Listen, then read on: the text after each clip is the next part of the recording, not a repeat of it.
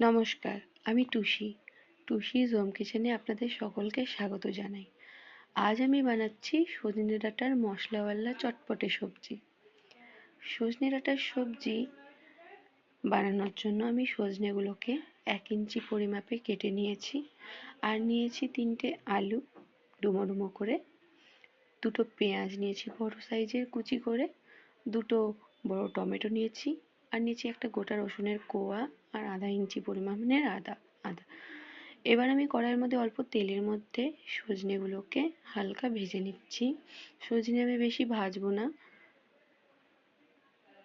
সজনে ডাঁটা, সজনের ফুল, পাতা সবকিছুই আমাদের স্বাস্থ্যের জন্য ভীষণই উপকারী। তাই আমাদের সকলেরই, বাচ্চা থেকে বড় সকলেরই সজনের ডাঁটা খাওয়া অবশ্যই প্রয়োজন। এবার আমি কড়াইয়ে অল্প তেলের মধ্যে আলুটাকে ভেজে নেব।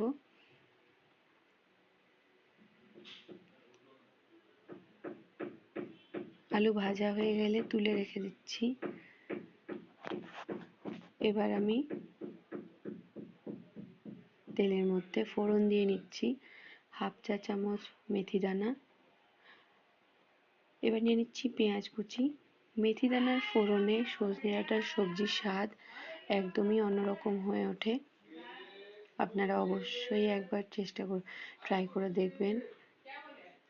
এবার আমি একটা পেস্ট তৈরি করে নিচ্ছি, আর তার জন্য নিচ্ছি একটা গোটা রসুনের কোয়া, আদা, 4টে লঙ্কা, আধা চা চামচের জিরে, আধা চা চামচ গোটা ধনে, 10-12টা গোলমরিচের দানা, আর সর্ষে। পেঁয়াজটা আমার ভাজা হয়ে গেছে। এবার আমি মশলাটা নিয়ে নিলাম, আর নিচ্ছি স্বাদ অনুযায়ী লবণ, হলুদ, আর লাল লঙ্কার গুঁড়ো। মশলাটাকে খুব ভালো করে মিশিয়ে নিচ্ছি, আর ততক্ষণ ভাজবো যতক্ষণ না মশলা থেকে তেল ছেড়ে দিচ্ছে।